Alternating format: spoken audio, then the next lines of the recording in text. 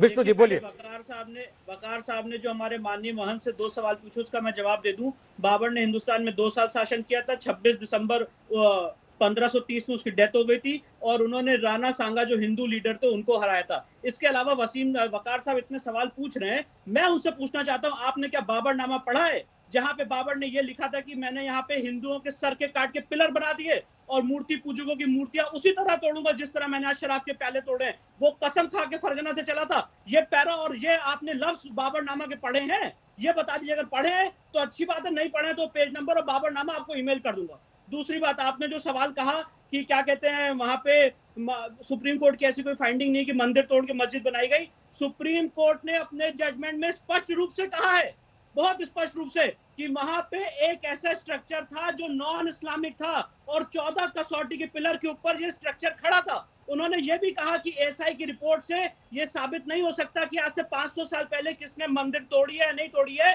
पर यह साबित होता है थ्रू एविडेंस कि वहां पे ऑलरेडी एक बहुत भव्य नॉन इस्लामिक स्ट्रक्चर था। वकार साहब, और आपसे एक बात मैं और पूछना चाहूंगा, आप यहाँ पे इतना जनरल क्विज कर रहे हैं, क्या सुप्रीम कोर्ट के जजमेंट का पैरा 107 आपने पढ़ा है? पैरा 107 में क्लियर रूप से लिखा है कि जहां इतिहास में अगर कभी कोई मंदिर रही है और अगर उसको तोड़ा जाता है तो हिंदुओं का राइट है इंडिपेंडेंट इंडिया में, संवैधानिक इंडिया में उसको रेस्टोर करना, उसको क्लेम करना।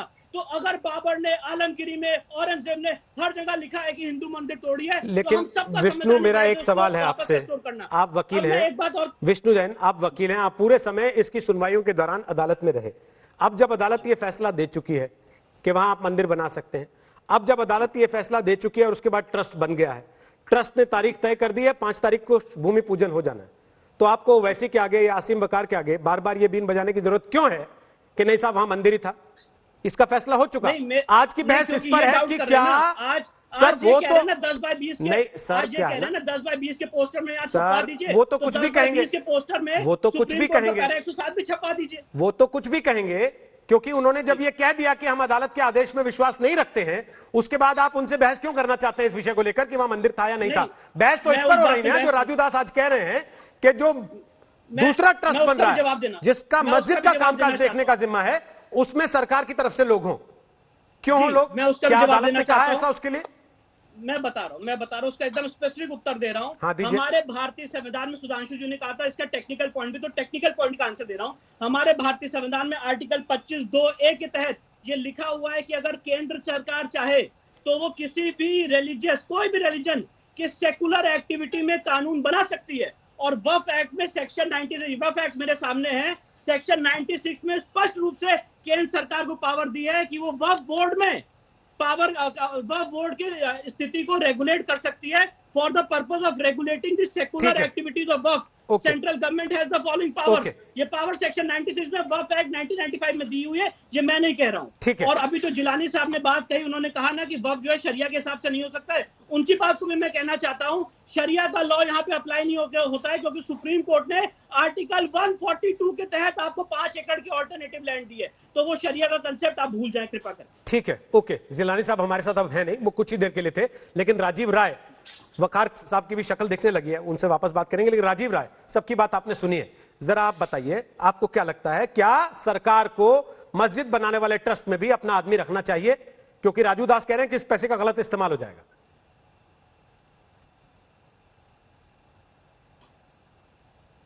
शुरू से इस मामले में मानना रहा है कि सुप्रीम कोर्ट जो फैसला दे, सुप्रीम कोर्ट जो निर्णय करे, या तो आपसी सहमति से या सुप्रीम कोर्ट से।